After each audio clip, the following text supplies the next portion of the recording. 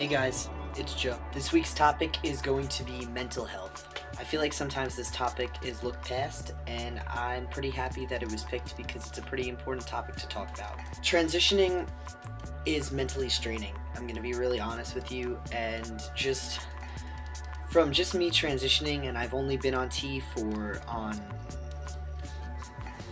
Saturday, it'll be 10 months for me on T. And just being on T for 10 months, I've been through an emotional roller coaster already, and it's only been 10 months, and I plan on being on T for the rest of my life. So transitioning is something that is mentally challenging and straining. No matter if you're transitioning, whether it's medically, physically, socially, whatever the case may be, it still requires some sort of mental strain, and mental health is something that needs to be looked at constantly. Now, this topic could go either two ways, and we could talk about either seeking mental health in the form of therapy before transitioning, and also keeping track of your mental health during taking hormones or socially transitioning or whatever of the sort. Before I started T and got my okay to have top surgery, I went to gender therapy for 9 months. With my gender therapist, I had to sit down with her twice a month for about an hour each time for 9 months, and she analyzed me to see if I was physically and emotionally ready for hormones. I sadly complain about going to therapy, and some believe that they don't need therapy to transition.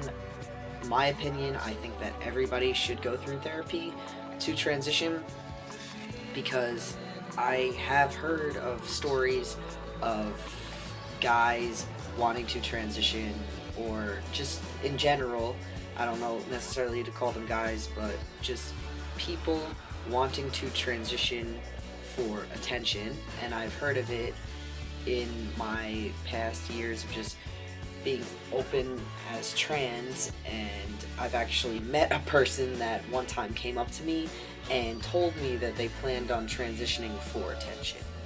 So I feel like mental health before actually transitioning is important in this aspect, because there's some people out there that want to either start hormones or make adjustments to their body necessarily for the wrong reasons instead of the right reasons. 90%, 99% of people that actually feel as if they should transition are doing it for the right reasons.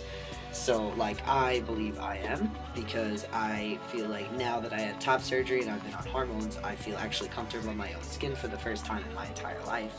So that's a really big deal to me. But I liked the idea of going to therapy before transitioning. It gave me like this kind of comfort blanket, more or less, that I was diagnosed as trans, and well, not diagnosed as trans, but diagnosed with gender identity disorder, and it gave me this cushion, and it made me just feel better about my situation. And I liked having like the label, more or less, that I was diagnosed, just to make me feel a little bit better about making the adjustments to my body. I'm not saying every guy is like that, I'm not saying every situation is like that. That was just for me. I felt a sense of comfort with my identity after I started going to gender therapy, and it was pretty cool. Therapy can be a scary thing. I was nervous about going to therapy before I actually went to therapy. It was kind of nerve-wracking for me, and I always put therapy with like a negative connotation, and I always thought that by me going to therapy was going to be a negative thing, and I put it off forever. But when I finally started going, it just made me feel a lot better about my situation, my body dysphoria, my body hate, and my therapist was more than happy and willing to write me my letters for hormones and top surgery, and a letter to carry around with me in case there was problems, like a letter of travel. So my therapist really communicated with me well, and it was incredible. I had an amazing experience in gender therapy, and I could not have asked for a better therapist. Mental health during the whole transition thing, or some guys consider their transition to be done after surgery or whatever of the sort, or some guys say that they're always in transition. Whatever the case may be, mental health is still important in the whole spectrum of transition. Been on hormones for almost 10 months, and it has been a very, not rocky road, but there has been some emotional moments in my transition. Some days were better than others. Sometimes dysphoria would get the best of me. Sometimes some days were just naturally tougher for me to deal with transitioning, and I feel like I always have to kind of keep track of my mental health to see how I'm doing. Mental health just in general for anyone who's either having a job or stressed out because of school is tough enough, but if you take a trans person, we have like all this baggage that's piled on us just from life, about dysphoria, about uncomfortableness, about public bathrooms, about romance, about dates, about this and that, and it's just something that really, along with the other crap that goes on in our lives, we are constantly thinking about the bathroom, dating, our families, people accepting us, people loving us. So compared to like a normal cisgender person in society, we have this whole big ordeal kind of piled on our shoulders that could get stressful sometimes.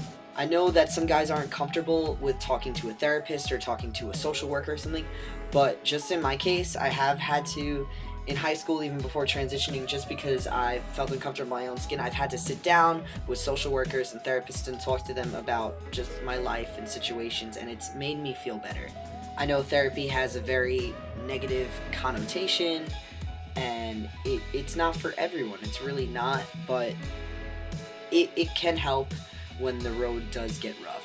What's kind of cool is that in the trans community, no one is really alone on the whole struggling situation. No matter what, every trans person is different, but at the same time, pretty much every trans person has struggled with their identity, their appearance, with their social interactions, with everything, and we can kind of all relate in an aspect to everything that we've been through, all our past experiences, and kind of grow and branch and communicate with each other off of situations. And sometimes just to help out our mental health, we can talk to each other and just improve on things. I like talking to other trans guys that I've met in person or met online or something of the sort, just so we can vent about things more or less, and I feel better venting about things that deal with my transition than talking to either any of my cisgender friends, because I feel this sense of comfort talking to them because I can relate to them. I mean, we're all in this together in the end, whether we don't want to believe it or not, because all trans people are going through or have been through this one point where they feel hate, where they feel anger. So it's pretty gnarly that we can all kind of branch off each other and just talk about things to improve our mental health.